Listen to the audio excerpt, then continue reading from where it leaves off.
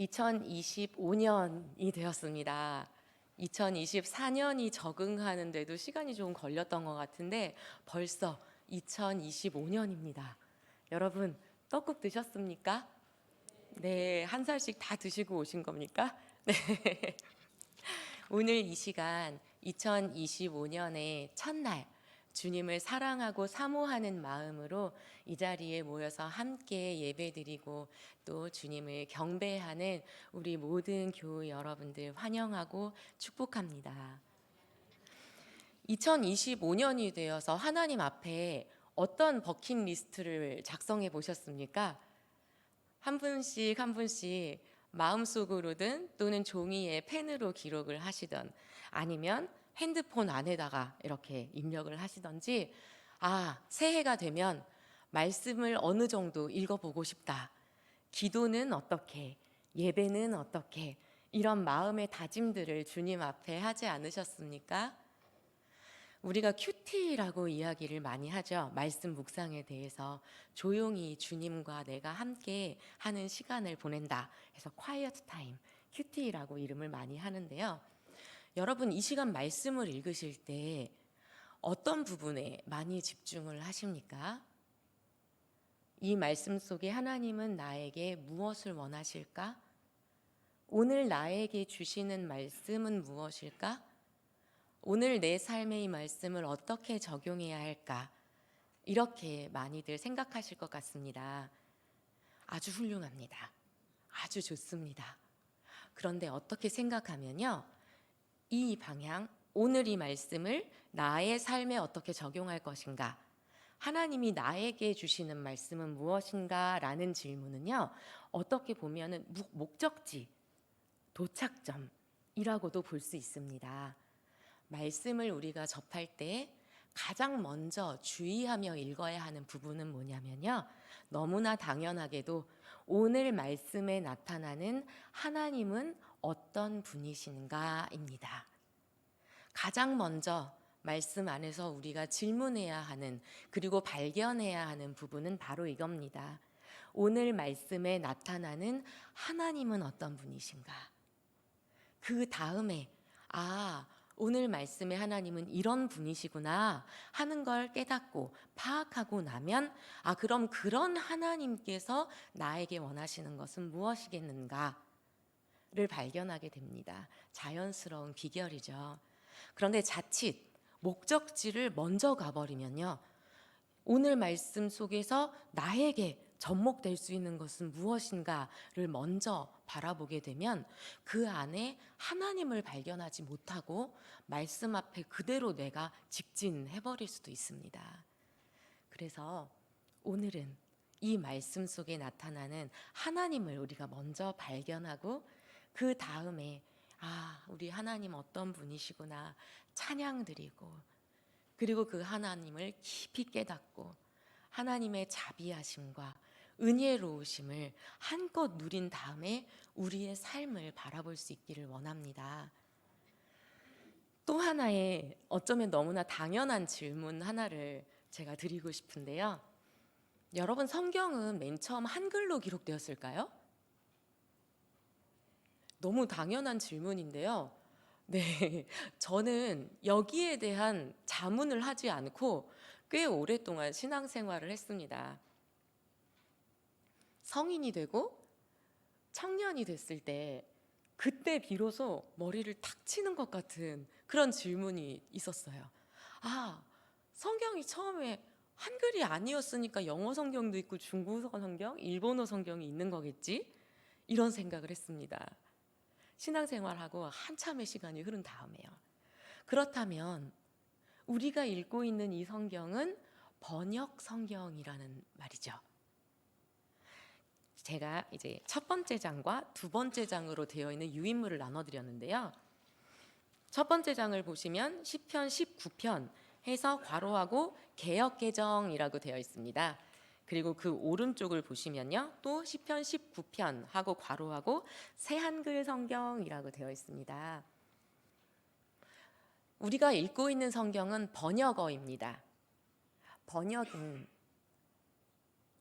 번역하는 사람이 어떤 의도와 어떤 뜻을 가지고 있느냐에 따라서 아주 많이 다른 의미를 전달할 수도 있는, 어떻게 보면 조금은 위험한 영역일 수도 있습니다.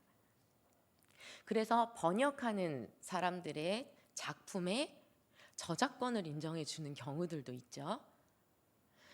그렇다면 우리가 구약 성경은 히브리어, 신약 성경은 헬라어, 고전어로 기록되어 있는 이 성경을 접할 때 어떤 마음을 가지고 성경을 읽어야 하는지 잠시 나눌 수 있으면 좋겠습니다.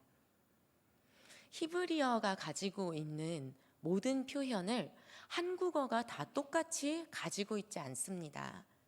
언어는 한 문화권과 그 문화를 살아내는 사람들하고 긴밀히 연결이 되어 있습니다. 우리나라 말로 노랗다라는 표현이 굉장히 다양하지 않습니까? 노랗다, 누르스름하다, 노르스름하다, 누리끼리하다, 굉장히 많은 표현들이 있는데요. 다른 나라의 언어로 1대1로 다 표현을 할 수가 없습니다. 그래서 번역하는 사람은 고뇌에 휩싸입니다. 내가 이 말을 어떻게 번역을 해야 저 나라의 언어를 우리나라의 어떤 단어로 접목을 시켜서 번역을 해야 그나마 상당히 가까운 뜻을 전할 수 있을 것인가. 제가 개역개정과 새한글 성경 이 두 개의 버전을 여러분께 제공해 드렸는데요. 개역개정은 히브리어 그리고 헬라어 성경을 한바탕 번역한 그 내용들 가운데에서도 또 중국어로 번역된 성경 그리고 영어로 번역된 성경들을 쫙 펼쳐놓고 그 가운데에 조금 더 뜻이 비슷하고 맞는 부분들을 발췌해서 만든 것이 개역 개정입니다. 그러다 보니 안 좋다는 게 아닙니다, 여러분. 오해하시면 안 됩니다. 훌륭한 번역본이고 저도 개역 개정으로 말씀을 묵상합니다. 그럼에도 불구하고 원어에 대조해 봤을 때 이 원어에 감동이 있고 느낌이 들어가고 이런 막 감정의 높낮이가 들어가 있는 표현들이요, 문어체로 쫙 한껏 그 감정을 쫙 눌러서 책으로 읽을 수 있도록 번역을 해둔 부분도 있습니다. 또는 번역하시는 분들에 따라서 이 히브리어 원어의 내용을 많이 살리지 못하고 번역이 되어 있는 부분들도 있습니다. 그렇다 보니 이 어쩔 수 없는 언어의 한계에 직면할 때 우리가 더 다양하고 풍성한 은혜를 누리기 위해서 다양한 버전의 성경들을 읽어볼 수 있으면 참 유익합니다. 옆에 있는 새한글 성경은 나온 지 얼마 되지 않은 성경입니다. 히브리어 원어, 헬라어 원어를 가급적 그 원어의 의미에 맞도록 살려서 번역하려고 노력한 새한글 성경인데요.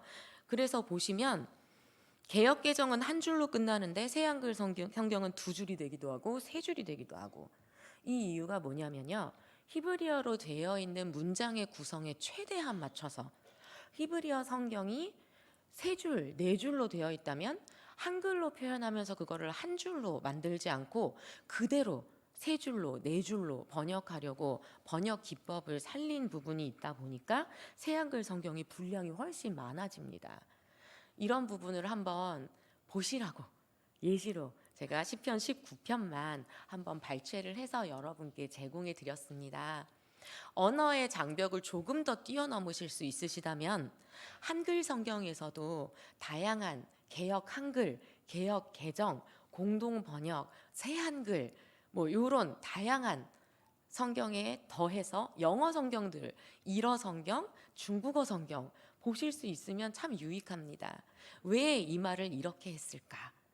이렇게 하다 보면요, 히브리어 원어, 헬라어 원어가 가지고 있는 뜻을 우리나라가 교집합으로 만들 수 있는 부분이 한 30%다.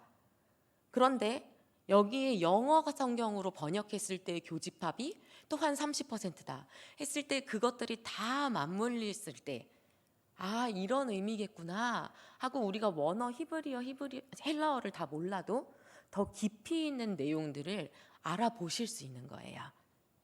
이왕 말씀을 읽기로 결심을 했으니 교집합 나오고 수학 시간인가 잠깐 질끈하시는 분들, 제가 어려운 말 하려고 하는 게 아니고요.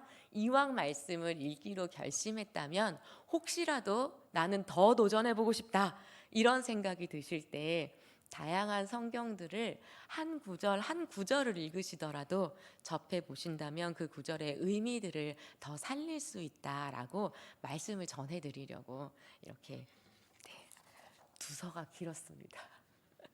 서두가 길었습니다. 이렇게 해서 저희가 말씀을 더 깊이 그리고 더 다양한 의미로 접하다 보면요. 바쁘고 3분밖에 없으니까 하나님 3분 만에 오늘의 말씀 속에 저에게 주시는 말씀을 주세요가 아니라 둘러 이 말씀은 하나님을 이렇게 표현하네요. 우리 하나님은 이런 분이셨군요. 그런 하나님이시니까 저에게 원하시는 건 이런 것일 수 있겠군요 라고 초고속 스피드로 경보하면서 하나님 빨리빨리 말씀 주세요가 아니라 산책, 하나님과 함께하는 긴 여정, 드라이브를 주님과 함께 어떻게 즐겁게 나눌 수 있는가 라는 말씀을 서두로 해서 오늘 시편 19편으로 들어가 보려고 합니다. 여러분, 시편 19편은요 제가 그 뒷장에 여러분에게 제공해드린 출력물을 보시면 하나님을 향한 찬양시입니다. 그런데 특별히 이 구조는 크게 두 개로 나누어 볼 수 있는데요. 1절에서 6절까지 그리고 7절에서 14절까지로 나누어 볼 수 있습니다. 1절에서 6절까지는요. 이 모든 세상을 창조하신 창조주 하나님을 향한 찬양이 구절마다 즐비하게 나열되어 있습니다.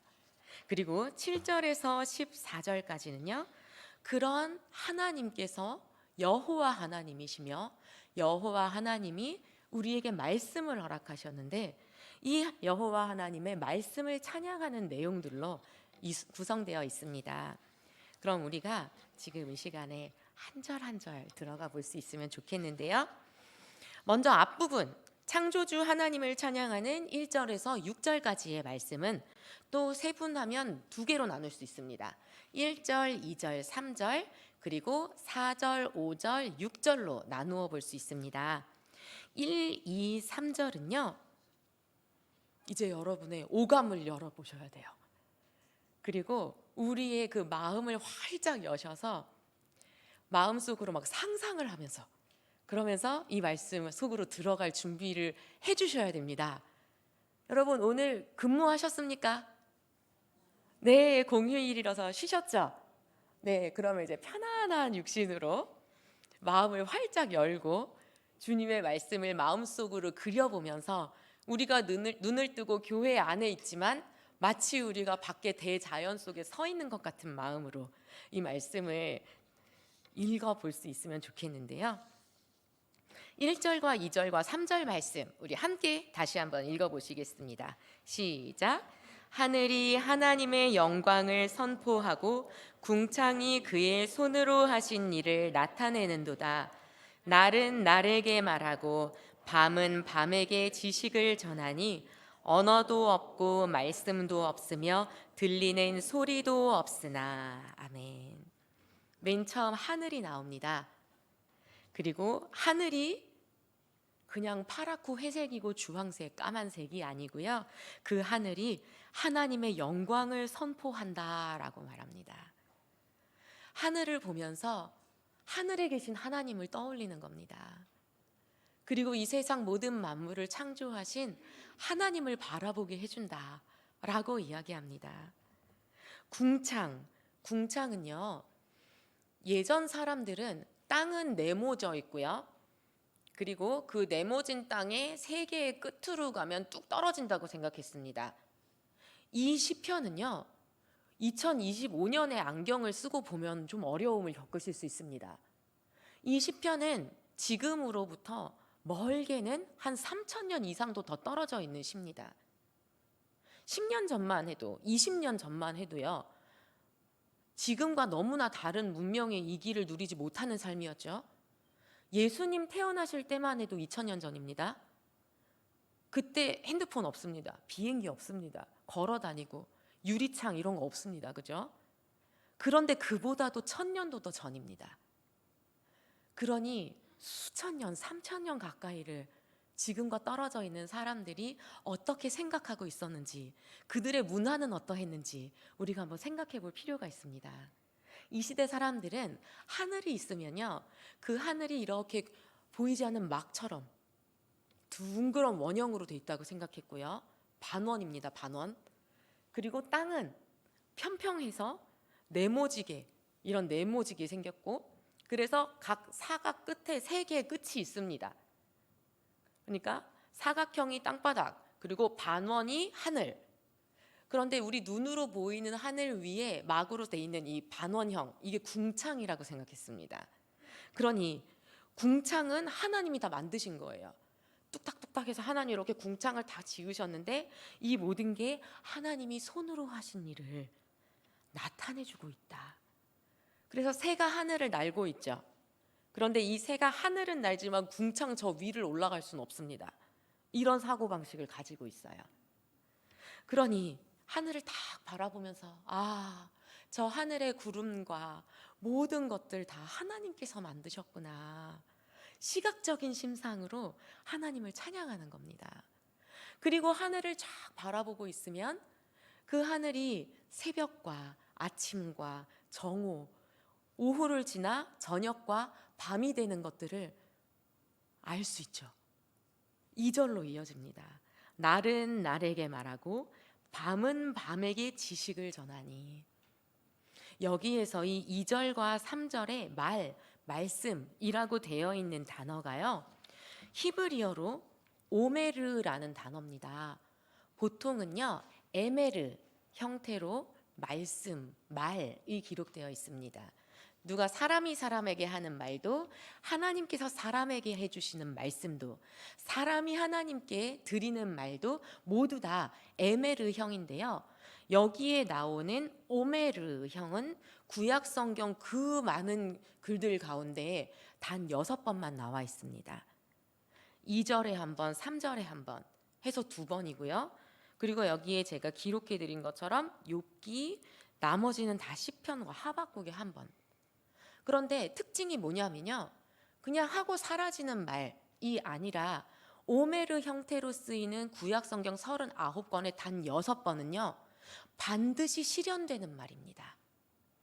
하나님께서 반드시 이루시는 말씀, 의지를 가지고 그 의지가 꺾이지 않고 반드시 실현되는 말씀에만 단 6번 쓰였습니다.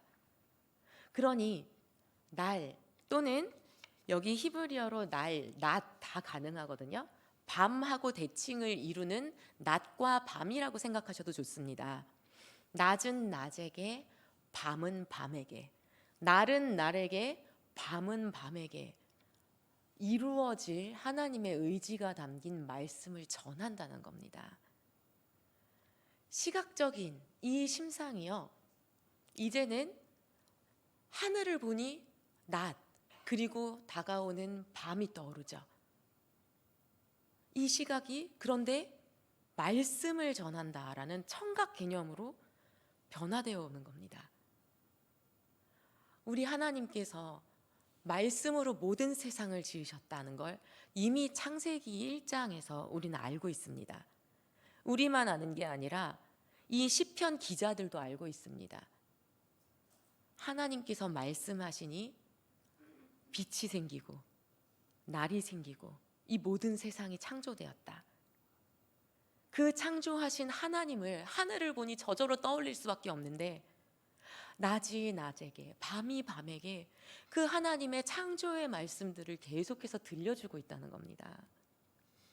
3절을 보시면요, 언어도 없고 말씀도 없으며 들리는 소리도 없다 라고 되어 있는데요, 여기에 히브리어의 중의적인 표현이 드러납니다. 중의적이다 라는 게 뭐죠? 예를 들면 배 하면 이 배도 있고 먹는 배도 있고 그리고 타는 배도 있죠. 이렇게 하나의 단어 속에 여러 개의 의미를 가지고 있는 걸 중의적인 표현이다 라고 말합니다. 뭔가 그 학생들이 약간 고등학생, 중학생인 분들의 부모님들이 끄덕끄덕을 더 많이 해주시는 것 같은데요.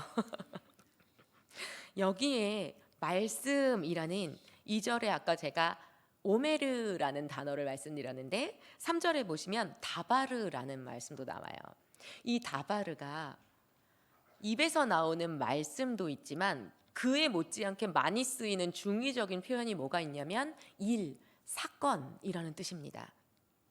그러다 보니 여기에 말씀이 없으면 언어도 없고 말씀도 없으며 들리는 소리도 없으나 라는 문장을 또 어떻게 표현할 수 있냐면요. 말씀이 없으면 아무 일도 일어나지 않는다 라고 표현할 수도 있습니다. 그리고 들려오는 그 말씀들의 소리도 전혀 없다 라고도 표현할 수 있습니다. 낮은 낮에게 밤은 밤에게 새 창조의 하나님의 말씀 사역을 계속해서 전달해서 하루가 지나면 또 새로운 하루, 하루가 지나면 또 새로운 하루, 그 끊어지지 않는 하나님의 말씀 가운데 매일매일 새로운 하나님의 창조 사역이 이루어지는데 그 하나님의 말씀이 끊겨버리면 이제 더 이상 아무 일도 일어나지 않는다 라고 말하는 겁니다. 그러니 하나님께서는 단 한 번 빛이 있으라 하시는 창조 사역으로 모든 창조를 끝내버리신 게 아니고요. 세상이 마치 시계가 돌아가는 것처럼 태엽을 잘 감아서 그 태엽이 한 번 돌아가면 끊임없이 돌아가는 것처럼 세상 한 번 창조하시고 뒤에 숨어 계시는 것이 아니라 하루가 지나면 또 그 다음 날, 하루가 지나면 또 그 다음 날 계속해서 새로운 창조의 역사를 쓰고 계시다라는 의미로 받아들일 수 있습니다.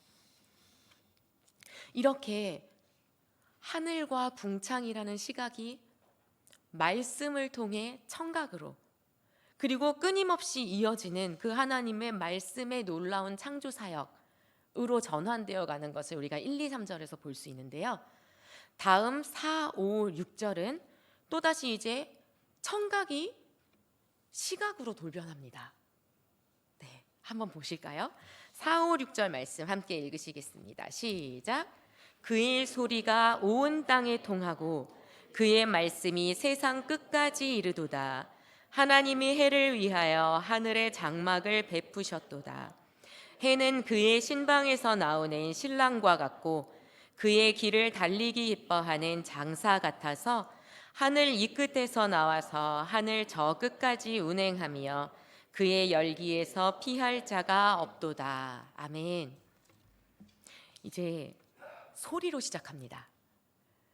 계속해서 창조 사역을 이어가시는 하나님의 말씀, 이 소리가 온 땅으로 퍼져나갑니다. 날은 날에게 밤은 밤에게 속닥속닥 하나님이 세상을 창조하신대. 어떤 내용일까요? 이렇게 하나님의 창조 사역을 다음 날, 그 다음 밤 계속해서 이어가던 말씀들이 이제는 하늘에서 온 땅으로, 1절은 하늘이었죠. 4절은 땅입니다. 서로 대칭을 이루는데요. 이제 하늘을 보던 시선이 땅으로 왔어요. 온 땅으로 퍼져나가는 하나님의 말씀입니다. 그의 소리가 온 땅에 통하고 그의 말씀이 세상 끝까지 이르도다. 아까 제가 말씀드렸죠. 이 시를 노래하고 있던 사람들의 시대는 세상 끝이 분명히 존재합니다. 그래서 네모진 그 땅의 맨 끝, 네 개의 끝에, 각각의 끝에 하나님의 말씀이 팍 퍼져서 닿는 겁니다. 그렇게 닿은 하나님의 말씀들, 그 끝을 생각해 보니 해가 떠오르는 세상의 끝이 보이는 거예요.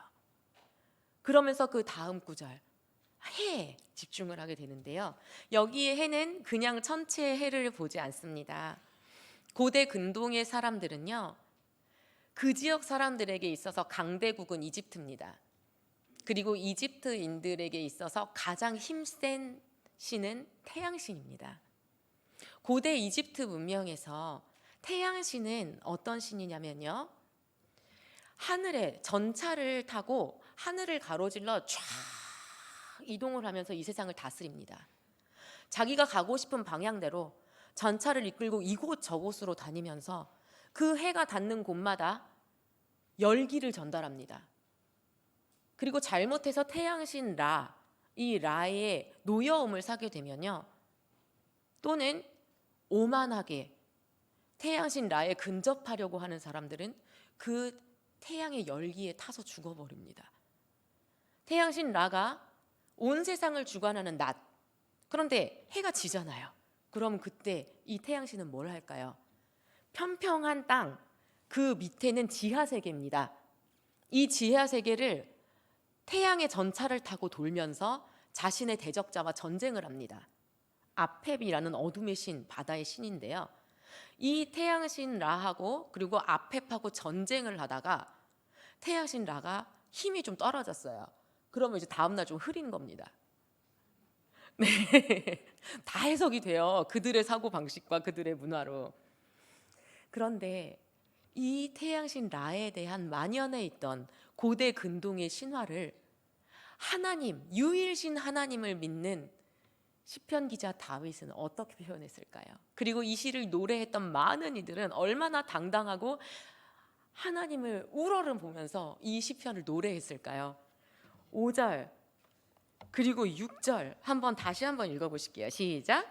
해는 그의 신방에서 나오는 신랑과 같고 그의 길을 달리기 기뻐하는 장사 같아서 하늘 이 끝에서 나와서 하늘 저 끝까지 운행하며 그의 열기에서 피할 자가 없도다. 아멘. 하나님께서요, 우리 읽지 않았지만 4절 뒷부분은 어떻게 되어 있냐면요, 하나님께서 해를 위해 장막을 베푸셨대요. 하나님께서 거할 처소를 마련해 두시고 태양아 네가 머물 곳은 여기니라 라고 하시면요, 태양신 라? 그런 게 어디 있어요. 태양은 그냥 하나님 정해주신 그곳에 다소곳이 신방에 앉아있는 신랑처럼 다소곳이 기쁩니다, 감사합니다 하면서 그 자리에 머무르는 존재입니다. 미친 듯이 말을 몰고 이곳저곳 자기 마음대로 다니는 존재가 아닙니다. 가만히 보아하니 태양은 이동 경로가 있습니다. 그 이동 경로를 누가 만드셨을까요? 하나님께서, 유일신 여호와 하나님께서 정해주신 경로에 따라 태양은 고분고분 순종하면서 그 길을 매일매일 달려갈 수 있을 뿐입니다. 이집트의 강대국의 가장 추앙받는 신이라고 해도 한낱 하나님의 정해두신 지경 안에 머물 수밖에 없는, 하나님 안에서 정해진 대로 운행할 수밖에 없는 존재라고 이야기하는 겁니다. 그러니 우리 하나님은 얼마나 대단하신 분인지요, 얼마나 놀라우신 분인지요, 그분의 창조 사역과 이 세상을 운행해 가시는 능력은 얼마나 대단하신지요 라고 노래하는 겁니다. 그리고 또한 이 태양은요, 하늘에서 보이지 않을 때 밑에서 열심히 어둠의 세력과 싸우는 게 아니라 장막에서 쉬고 있는 것, 태양은 피조물일 뿐이다 라고 이야기합니다.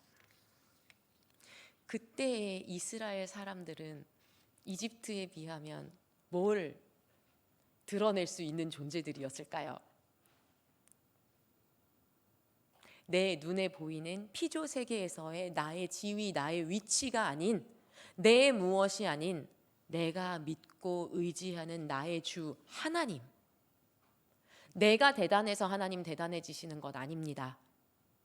이러한 하나님이시기에, 그 하나님께서 나를 돌보고 계시기에 나는 피조세계의 그 어느 무엇에도 묶이지 아니하고 오직 주님을 향한 신실한 마음으로 주님을 찬양하겠노라 라는 고백이 이 1절에서 6절까지의 말씀 속에 나타나 있는 겁니다.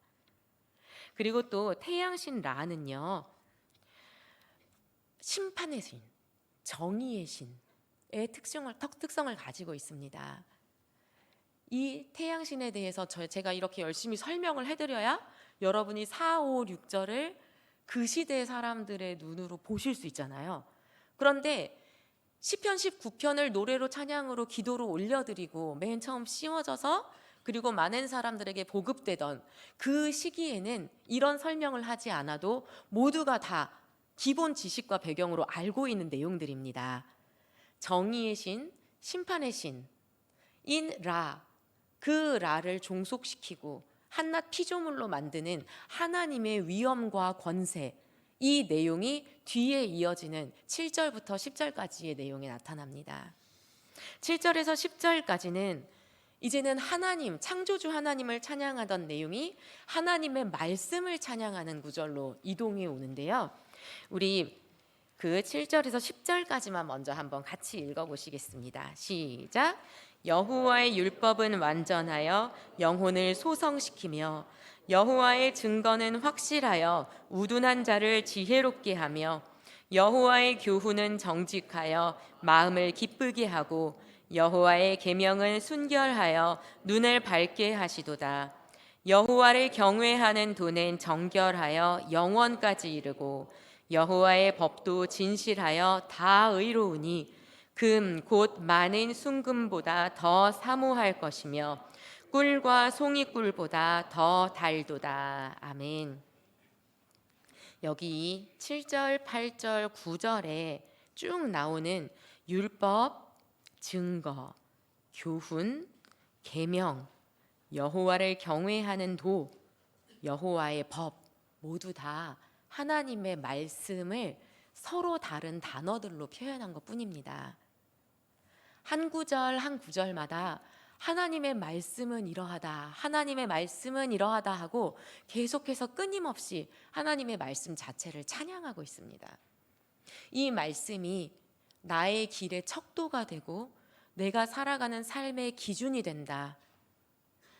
강대국인 이집트의 태양신의 라가 정의와 심판을 구현하고 실현하는 것이 아니라 이 모든 세상을 창조하시고 지금도 다스리시는 단 하나의 유일신 여호와 하나님의 말씀만이 이 모든 세상뿐만 아니라 인류 그리고 나 자신의 삶의 기준이 되신다. 나를 이끌어 가시고 그리고 나의 삶의 척도가 되신다 라고 고백하며 찬양하는 겁니다.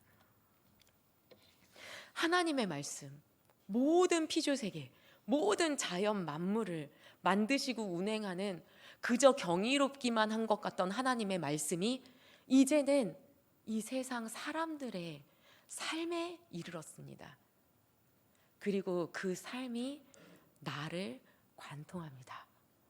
하나님의 말씀, 나와 멀리 있는 것이 아니라 그 놀라운 능력을 가지고 계시는 하나님의 말씀이 나를 관통해 들어온다. 그리고 이어지는 11절에서 14절까지의 말씀은요, 그런 말씀을 받은 여호와의 종이라고 칭하는 주님의 한 사람이 주님께 올려드리는 기도의 내용입니다. 11절에서 14절 말씀 함께 읽어보시겠습니다. 시작. 또 주의 종이 이것으로 경고를 받고 이것을 지킴으로 상이 크니이다. 자기 허물을 능히 깨달을 자 누구리요? 나를 숨은 허물에서 벗어나게 하소서. 또 주의 종에게 고의로 죄를 짓지 말게 하사 그 죄가 나를 주장하지 못하게 하소서. 그리하면 내가 정직하여 큰 죄과에서 벗어나겠나이다. 나의 반석이시요 나의 구속자이신 여호와여, 내 입의 말과 마음의 묵상이 주님 앞에 연락되기를 원하나이다. 아멘. 그렇습니다. 주의 종, 하나님의 말씀대로 살아가는 사람을 스스로가 스스로를 가리켜서 나는 주님의 종입니다 라고 고백합니다. 그 주님의 종이요, 기도로 여호와 하나님과 대화를 하는데요, 자연 만물을 창조하시고 그리고 그 자연 만물이 매일매일의 생활을 이어갈 수 있도록 해주시는 게 하나님의 말씀이었죠. 시각이 청각으로, 또 청각이 태양이 지나가는 것을 이렇게 보게 만드는 시각으로 계속해서 전환을 했던 이 말씀이 이제는 하늘에서 땅으로, 그 땅의 모든 피조 세계에서 인류에게로 들어왔습니다. 그런데 그 인류 가운데에서 나에게 관통해서 그 말씀이 들어오자 나는 주님의 것이 되어버립니다. 말씀이 나를 관통하며 나를 사로잡고 그리고 여기서 끝나는 게 아니고요. 이제 그 말씀이 다시 반향을 일으켜서 주님께로 올라가는 겁니다. 주님께 나의 모든 마음의 묵상과 나의 입의 말이 연락되기를 원합니다. 우리 하나님께서는 그저 100% 펼쳐두고 끝이신 분이 아닙니다. 그 가운데에서도 우리들 한 사람 한 사람이 소속되어 있는 공동체를 묶어주는 생명력 있는 말씀으로, 그리고 그 공동체의 기준과 삶의 지표를 넘어서서 우리 한 사람 한 사람의 가슴을 관통하는 말씀으로, 우리의 삶을 사로잡는 말씀으로, 그래서 우리를 속량하시는, 여기에 그 속량이 여러분 이미 잘 알고 계시는 고엘입니다. 모든 죄과에서 우리를 건지시고, 그것이 고의로 범한 죄가 아닌 우리는 잘 알지 못하고 저지른 실수로 인한 죄라 할지라도 그 죄에 발이 딱 묶여버려서 꼼짝할 수 없는 이 나를 고엘 속량하시고 나의 반석이 되셔서 다시 한번 나를 감싸 안으시는 그 하나님의 말씀의 능력, 그리고 그 말씀의 능력에 사로잡혀서 주님을 찬양할 수밖에 없는 우리의 마음, 그 마음으로부터 나오는 주님을 향한 고백과 이제 나는 주님의 종입니다 라고 하고 살아가는 그 사람의 모든 입술의 말들이 더 이상은 범죄함 없이 하나님 앞에 순전하게 기쁨의 제물로 연락되기를 원합니다 라는 고백, 기도, 이 모든 모습들이요 하나님과 우리의 관계를 보여주는 것 같습니다. 시편 19편의 말씀이 그저 구약에만 머무르는 말씀으로 보이지 않습니다. 말씀으로 이 모든 세상이 창조되었고 그 말씀이 빛이 되어 이 땅 가운데 임하시며 말씀이 육신이 되어 우리와 함께 거하셨다. 요한복음 1장의 내용입니다. 요한복음 1장의 말씀으로 우리 다시 한번 20편 19편을 돌아볼 수 있으면 좋겠는데요. 요한복음 1장 1절에서 3절까지의 말씀 한번 같이 읽어보시겠습니다. 유인물에 있습니다. 시작. 태초에 말씀이 계시니라. 이 말씀이 하나님과 함께 계셨으니 이 말씀은 곧 하나님이시니라. 그가 태초에 하나님과 함께 계셨고 만물이 그로 말미암아 지은 바 되었으니 지은 것이 하나도 그가 없이는 된 것이 없느니라. 아멘. 태초에 계셨던 말씀으로 모든 만물이 지음 받았다라고 선언하십니다. 그런데 그 말씀이, 자, 4절 말씀 한번 같이 읽어보시겠습니다. 시작. 그 안에 생명이 있었으니 이 생명은 사람들의 빛이라. 아멘. 9절과 12, 13절 읽으시기 전에요 14절 말씀을 먼저 한번 읽으시겠습니다. 시작.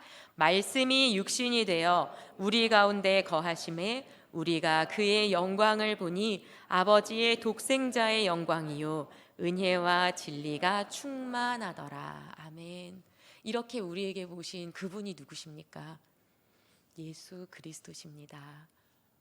참 생명이 그분 안에 있고, 그리고 그분은 우리가 도저히 벗어날 수 없는 모든 죄로부터 우리를 구속하시기 위해, 우리를 속량하시기 위해 이 땅에 오셨습니다. 그리고 그 예수 그리스도를 믿음으로 받아들이고 반응하는 모든 자에게 영원한 생명의 문을 열어주셨습니다. 시편 19편의 내용과 너무나 일맥상통하지 않습니까? 모든 성경은 하나님의 감동으로 된 것이라서 우리는 모든 성경 안에서 예수 그리스도를 발견할 수 있고 그 안에서 우리를 향하신 하나님의 크고 놀라우신 섭리와 은혜와 사랑을 발견할 수 있습니다. 맨 처음 말씀을 시작할 때 제가 여러분에게 권해드린 게 있었죠. 큐티할 때, 말씀을 묵상할 때 내게 주시는 말씀이 무엇일까? 나에게 집중해서 말씀을 읽는 게 아니라 이 말씀에 나타나는 하나님은 어떤 분이실까? 여기에서부터 출발해서 그 하나님을 발견하고 깨닫고 나면 내게 주시는 주님의 말씀이 발견될 수밖에 없다고요. 이 시편 19편의 흐름이 그렇습니다. 하늘을 봅니다. 그 하늘 가운데 하나님이 떠올라요. 이 하나님이 이런 분이시지. 창조하신 분이시고 지금까지 역사하시는 분이시고 운행하시는 분이시고 그 하나님께서 말씀을 주셨지. 아, 이 말씀은 이런 거였구나. 말씀에 대한 끊임없는 찬양과 감사의 고백. 그러다 보면 내게 다가오시는 하나님이 발견되는 겁니다. 주님, 주인님, 저는 주님의 종입니다. 주님, 저를 사로잡아 주시옵소서. 저를 건져 주시옵소서. 우리가 함께 읽었던 이 19편 그 가운데에 13절을 보시면요, 기도를 올려드리고 찬양의 고백을 하는 시편 기자는 결코 아름다운 삶을 살지 못합니다.